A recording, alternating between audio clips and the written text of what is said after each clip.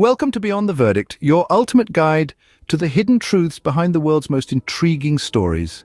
Here we unravel mysteries and shed light on the obscured aspects of popular narratives. Today we're peeling back the layers of the infamous drug lord Pablo Escobar as portrayed in Netflix's Narcos. We're uncovering 10 aspects that Netflix might not have fully disclosed. Brace yourselves as we delve into the lesser-known aspects of Pablo Escobar's portrayal in Netflix's Narcos. Firstly, Netflix's Narcos wasn't initially planned as a series. The original vision was to encapsulate the life and times of Pablo Escobar, the notorious Medellin cartel leader, into a full-length feature film. But as the creators delved deeper into the labyrinth of Escobar's world, they realized the sheer magnitude of his story. From his humble beginnings, the rise to power, the reign of terror, to his dramatic downfall, every bit of Escobar's life was a tale in itself. They discovered numerous accounts about the origins of his vast wealth, starting from a man named Cockroach to his pre-smuggling days of stealing gravestones. Personal experiences shared by DEA agents Steve Murphy and Javier Pena painted an even more complex picture of Escobar's empire. The creators soon realized they were facing an iceberg, where the visible part was just the tip of Escobar's intriguing life. The depth of Escobar's story couldn't be contained in a single movie, hence the birth of Narcos. It was clear that a feature film would barely scratch the surface of this multi-layered narrative, and thus, the decision was made to transform the project into a series, offering viewers a more detailed and comprehensive exploration of Escobar's world. Escobar was a man who believed in keeping records, and these played a crucial role in Narcos' authenticity. Pablo Escobar, the notorious Colombian drug lord, held a unique habit of documenting his life. He loved the camera, and it appears the camera loved him back. His personal video recordings provided a rare and unfiltered glimpse into his world. These recordings were not just mere home videos, they were a testament to his life, his empire, and the people around him. The parties at his lavish estates, the meetings with his associates, the mundane moments of day-to-day life, all captured in his own lens, later found their way into the narrative of Narcos.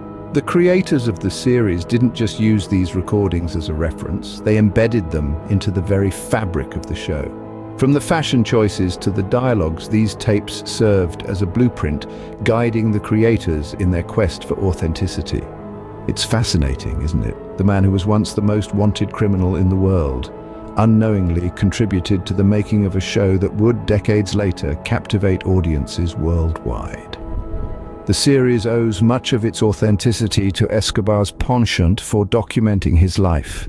That's the power of recorded history. It lets us see the world through the eyes of those who lived it. And in this case, it allowed us to step into the shoes of one of the most infamous figures in modern history. What does the surviving Escobar family think about Narcos? Now, that's a perspective we can't overlook. The family's viewpoint on the series provides us with a unique lens to see the man behind the myth, the father behind the criminal. Their opinions, unsurprisingly, are mixed. Pablo's son, Sebastian Mariquin, expressed his dissatisfaction with the series. He felt that the show portrayed a glamorized Hollywood version of his father's life, not the complex, ugly reality. For him, Narcos didn't capture the nuances of his father's character, the fear and tension that dominated their lives, or the consequences they faced due to his actions. On the other hand, Pablo's brother, Roberto Escobar, had a different take. He offered to help the creators of Narcos to tell a more accurate story, claiming that the series had too many inaccuracies.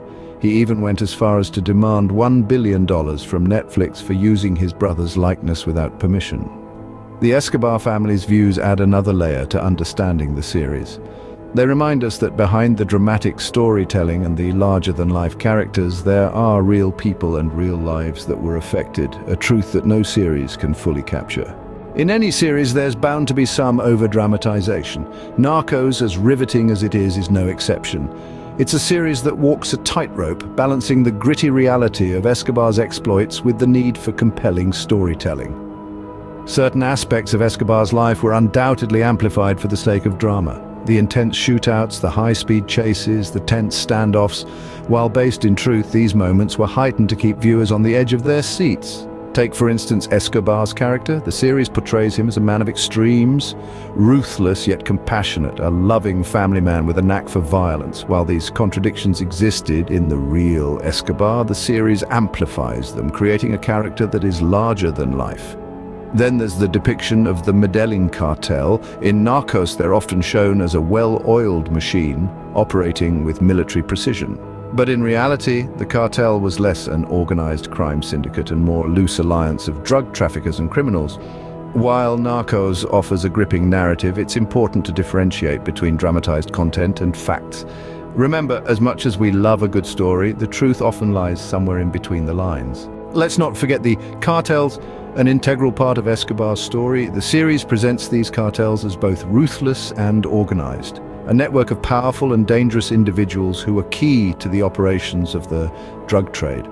But how accurate is this portrayal? In reality, the cartels were indeed a significant part of the drug trade, but their structure was far from the unified front often shown in the series.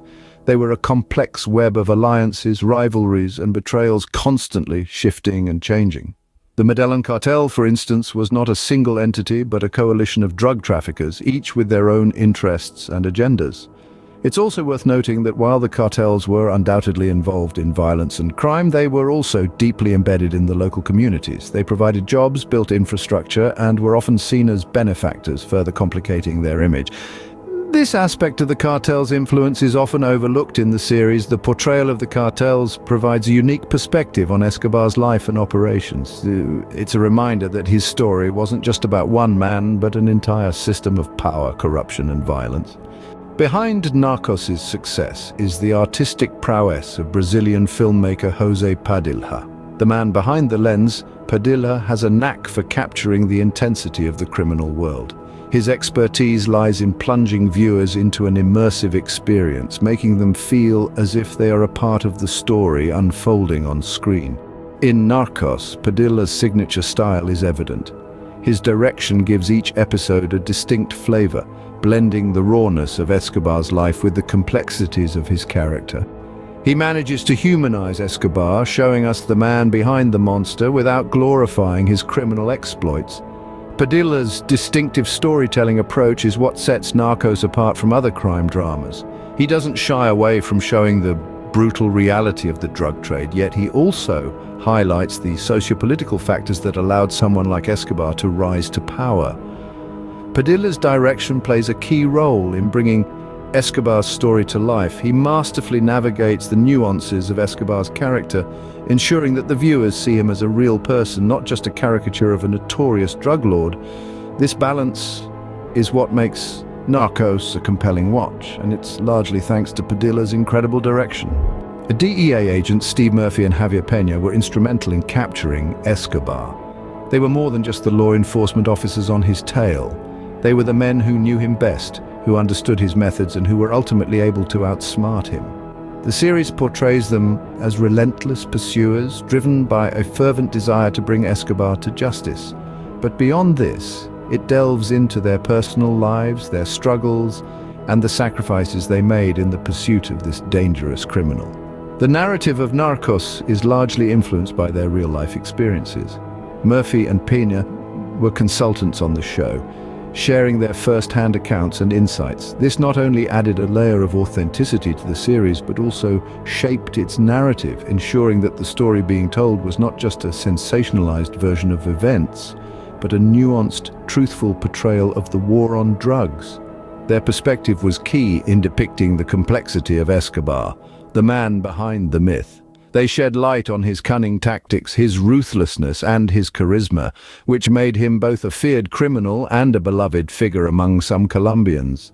Their stories also highlighted the grim reality of the drug trade, the violence, the corruption, and the devastation it leaves in its wake. The DEA agent's perspective is central to the narrative of Narcos. Their stories, their experiences, and their relentless pursuit of justice offer a unique lens through which we can understand the complex figure that was Pablo Escobar. Escobar's wealth was staggering, but how accurately does Narcos portray this? The series showed us a man who had so much money that he buried it in barrels or spent it on extravagances, but there's more beneath the surface. Escobar's financial empire wasn't just built on illicit drug sales. He was a cunning businessman, investing in numerous legitimate businesses, real estate, and even politics. He understood that to protect his wealth, he needed to diversify and keep his money flowing in different directions. This financial acumen is often overlooked in the series, focusing more on the dramatic drug lord persona. But the reality is, Escobar was a financial genius in his own right. His ability to navigate the treacherous waters of the underground economy and build a fortune that rivals those of legitimate billionaires is a testament to his cunning and strategic thinking. Understanding Escobar's financial empire gives us a glimpse into the magnitude of his operations. As we've seen, Narcos offers a fascinating look into Pablo Escobar's life, but some aspects remain hidden. We've journeyed through the original plan of Narcos, intended as a full-length feature film, and found it bursting at the seams with untold stories leading to its evolution into a series. We've explored Escobar's meticulous habit of recording events, a treasure trove of insights into the daily life of the cartel, albeit somewhat over-dramatized for the screen. The family's opinion, understandably swayed by personal emotions and experiences, casts a different light on the man behind the infamous name. We've delved into the over-dramatization, a necessary evil in storytelling, but sometimes blurring the lines of reality and fiction. The perspective of other cartels, often overshadowed by the focus on Escobar, unraveled a complex network of power dynamics. The role of Brazilian filmmaker José Padilha, his artistic prowess, painting a rich tapestry of drama and tension, was instrumental in bringing the story to life. We've also acknowledged the contributions of DEA agents Steve Murphy and Javier Peña, their first-hand experiences injecting authenticity into the narrative. Lastly, we've pondered on the staggering wealth amassed by Escobar, a chilling reminder of the scale of his operations. But remember, every story has multiple facets. While Narcos does an exceptional job of showcasing one, it's worth remembering that there are always more to uncover. Remember, the story you see on screen is just one perspective. Always look beyond the verdict.